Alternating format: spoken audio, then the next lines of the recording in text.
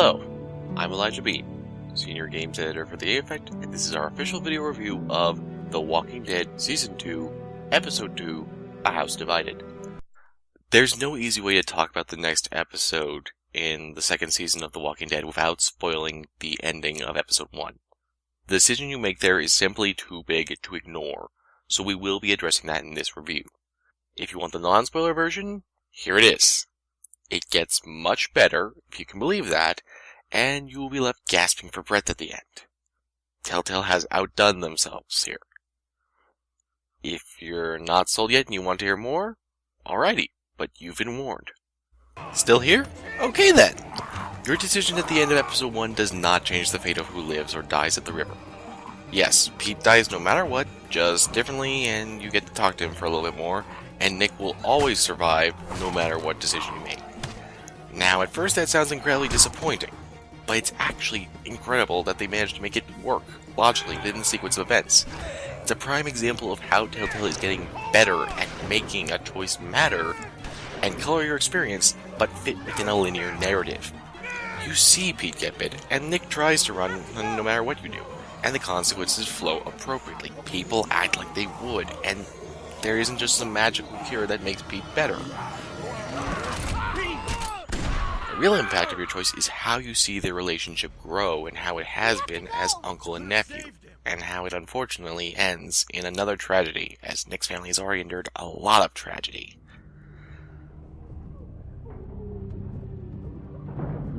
I'm sorry about Pete. Whatever.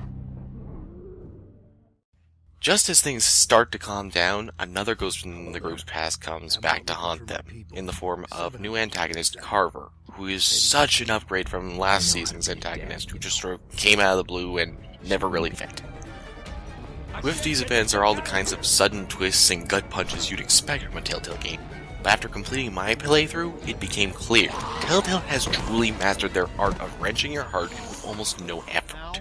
They will make you cringe, they will make you sigh in relief just before another adversity hits, and they will make you cry incredibly hard, but not be able to turn away. That alone is a testament to the talented execution on display here. Oh well, White's in trouble. 3 moves away from checkmate. What was that? This isn't to say A House Divided is always grim and depressing. Despite having notably more injuries in combat than the first episode, there's a surprising amount of humor in the dialogue. Just as I would start to get annoyed at someone, another person would say something that would cut the tension or surprise me so much I broke out laughing. I don't like this. Yeah, well, when's the last time you liked anything, Carlos? Also going to be a strong emotional response from the returning cast member of the first season that was hinted at in previews. If you paid close attention last season, you probably already know who it is. Does that devalue their return? No, and it makes perfect sense bringing them back. Once again, it's another well-executed move by Telltale that provides a sense of consistency to the world, that sense of groundedness that keeps you from being detached as the high death toll kills almost everyone you meet. Something the series is known for, but not necessarily something that will always make you attached to the series at large. The other element that helps give the world a sense of direction is Carver as the primary antagonist. We heard hints about him in Episode 1 that helped build him up and established that he was invested in this world. He didn't just come out of nowhere. Howdy, we get to meet him and see how he operates. See just how far he'll go to do what he needs to do to get his ends met. Rebecca? Carver. The climax for Episode 2 is a brilliant show of all the narrative threads combining into one unified storyline, with just enough left hanging in the air to make you wonder what will happen next. It's a great story thread on its own, and makes it the standout section of the season so far. Although I still can't help but think some of the opening scenes could have made their way into Episode 1. On the gameplay side of things, Telltale has made a serious upgrade from last season. While some aspects like the first-person camera and aiming your gun with the selection tool will return now for brief sections, they are far more fluidly integrated than last time. The new style of matching movement and button presses to actions like in, say, Quantum Dream's Heavy Rain will be something you'll either love or hate.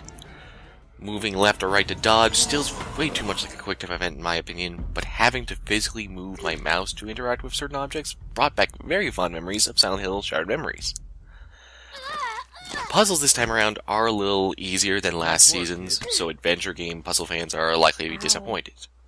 There are a few smaller ones that work better though, adding a nice touch of personality and interaction beyond just the dialogue between characters, but they still aren't going to really task your brain. Other than that though, the traditional walk around, talk to people, solve a puzzle loop of play remains relatively unchanged. Sometimes a puzzle or chance to talk will be skipped for the sake of the plot, but it's good Telltale didn't try to fix what wasn't already broken. A House Divided is one of the best episodes of any series by Telltale that I've ever played. With the improved pacing, new gameplay ideas, and a sense of intelligent progression as the series evolves, I can't help but put to bed almost all my worries about the second season not managing to keep the torch lit. It's glowing brighter than ever before, and as gruesome as the future may be, I look forward to the rest of Clementine's story.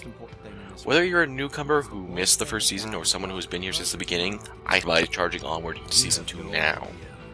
Good, yet very tragic things are to come. Don't trust you. How can you trust them? Everyone I grew up with, it all happened to them. Now, it's gonna happen to us. Can't shoot them. Too much noise. There are only two. Let's take him.